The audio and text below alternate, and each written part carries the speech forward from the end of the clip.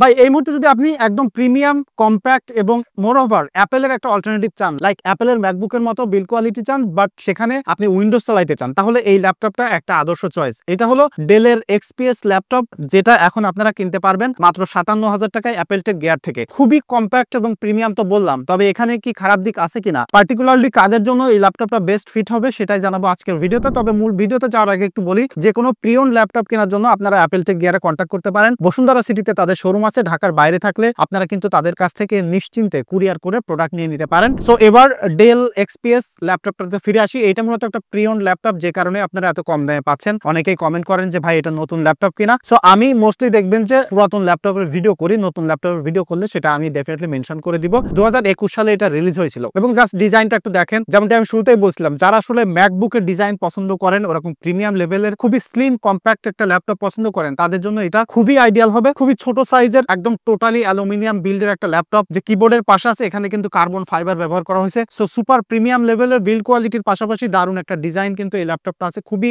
Minimalistic এবং modern, এবং যে হিঞ্জটা আছে সেটা খুবই স্মুথ।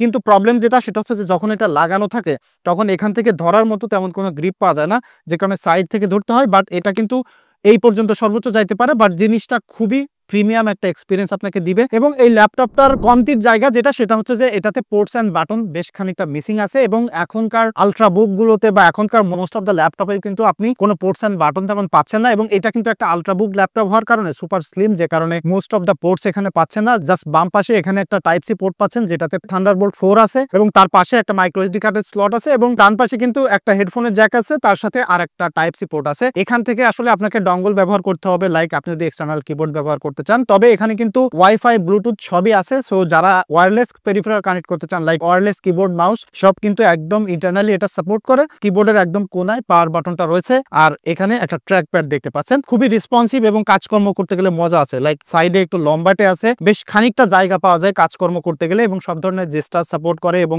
মোটামুটি আপনি সব ধরনের কাজকর্ম উইদাউট মাউস এটাতে একদম আনইন্টারাপ্টলি করে ফেলতে পারতেছেন। এবং এখানে যে কার্বন ফাইবারের যে ফিনিশটা রয়েছে সেটা কিন্তু ভাই সত্যি amazing. You can feel it যে দিস ইজ সো প্রিমিয়াম। এবং যে কিবোর্ডটা আছে এখানে কিন্তু ব্যাকলাইট সাপোর্ট করে, এবং কিবোর্ডটাও খুবই ভালো, খুবই ক্লিকি আছে, এবং এখানে কিন্তু ওয়েবক্যাম আছে। ওয়েবক্যামটা একদম বেস্ট লেভেলের না, বাট নরমালি আমরা ল্যাপটপ ব্যবহার করলে কি করি, হয়তো জুম মিটিং করি, ভিডিও কল করি, ফেসবুক হোয়াটসঅ্যাপে কথাবার্তা বললাম, সেটা এটা পারফেক্টলি করে ফেলতে পারবেন। এবং যে ডিসপ্লেটা দেখতে পাচ্ছেন এখানে কিন্তু 13.3 ইঞ্চির একটা আইপিএস ডিসপ্লে আছে। অন্যান্য ল্যাপটপের থেকে এইটা যে কারণে আলাদা সেটা হচ্ছে জাস্ট চিন বেজেলটা দেখেন, লিটারালি স্মার্টফোনের মতো করে ফেলছে। এবং এই ডিসপ্লেটা কিন্তু সর্বোচ্চ 400 পর্যন্ত পিক ব্রাইটনেস যাইতে পারে, এবং এন্টি রিফ্লেকটিভ কোটিং থাকার কারণে কোনো প্রকার রিফ্লেকশন তেমন আসেই না। মোরওভার ডিসপ্লের ভিউইং এক্সপিরিয়েন্স, কালার অ্যাকুরেসি একদম টপ নচ লেভেলের আছে। যারা মূলত এখানেই গ্রাফিক্সের কাজকর্ম করে ফেলতে চান তারা একদম অ্যাবসলিউটলি এই ডিসপ্লেটা পছন্দ করবেন। এবং আপনি চাইলে এটাতে এক্সটার্নাল ডিসপ্লে আউটপুট করতে পারবেন, তবে সেক্ষেত্রে আপনার একটা ডঙ্গল কিন্তু ব্যবহার করতে হচ্ছে। সো ডিসপ্লে ডিজাইনের ক্ষেত্রে আমি এখনো পর্যন্ত যেটা বলতে পারি সেটা হচ্ছে যে অ্যামেজিং একটা জিনিস।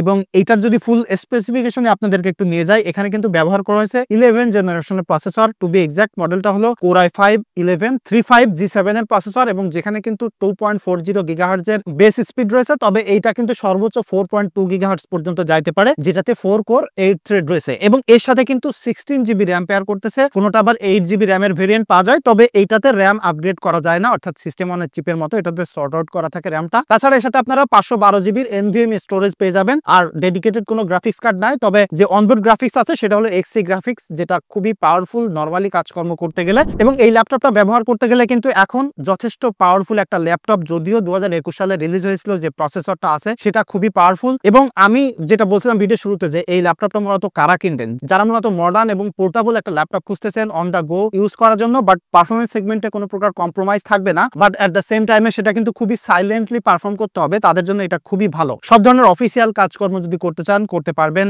এবং যদি আপনি গ্রাফিক্সের কাজকর্ম করতে চান, ব্যানার ডিজাইন করতে চান বা অ্যাডোবি ইলাস্ট্রেটর ব্যবহার করতে চান, তাদের জন্য এটা খুবই পারফেক্ট হবে। সাথে ডিসপ্লের ভিউইং এক্সপিরিয়েন্স, কালার অ্যাকুরেসি ভালো থাকার কারণে আপনি এক্সপিরিয়েন্সটা ভালো পাবেন। আপনি যদি লাইট গেমিং করতে চান, আমি এটাতে GTA ভাইস সিটি খেলছিলাম বাংলা ভার্সনটা, এটা আমি জানি যে এটা আসলে গেমস খেলতে গেলে অত বেশি পাওয়ারফুল হবে না, যে কারণে ওই গেমটা ট্রাই করলাম। সেখানে ভালোভাবে গেমস খেলা যায়। যারা ভিডিও এডিট করতে চান, ফুল এইচডি ভিডিও ভালোভাবে এডিট করে ফেলতে পারবেন। অর্থাৎ পারফরমেন্স সেগমেন্টে আপনি হাই এন্ড কিছু না পাইলেও ওভারঅল মিলিয়ে একটা কমপ্লিট প্যাকেজ পাবেন। যারা আসলে বিজনেস ল্যাপটপ খোঁজেন, এক্সিকিউটিভ টাইপের একটা কাজকর্ম করতে চান, লাইক ডেস্কের পরে এটা থাকলেই বোঝা যাবে যে খুবই প্রিমিয়াম একটা জিনিস আপনি ব্যবহার করতেছেন, আর সাথে পারফরমেন্স সেগমেন্টের ব্যাপারটা তো রয়েছেই। তবে একটা জিনিস মাথায় রাখবেন, যারা অনেক বেশি প্রেজেন্টেশন করতে চান, আপনি বিভিন্ন ডিসপ্লেতে প্রজেক্টর আউটপুট দিতে চান, সেই ক্ষেত্রে কিন্তু আপনাকে এটার সাথে ডঙ্গল ব্যবহার করতে হবে। তাছাড়া যদি ল্যাপটপ ব্যাটারি ব্যাকআপে আসি, এইটা হচ্ছে যে ওয়ান অফ দ্য কি সেলিং পয়েন্ট এই ল্যাপটপের ক্ষেত্রে আমি বলবো। যেটা বলছিলাম, যারা পোর্টাবিলিটি খুব বেশি প্রেফার করেন তাদের জন্য ব্যাটারি ব্যাকআপ কিন্তু মাস্ট একটা জিনিস। সো এইটা ব্যবহার করতে গেলে ভাই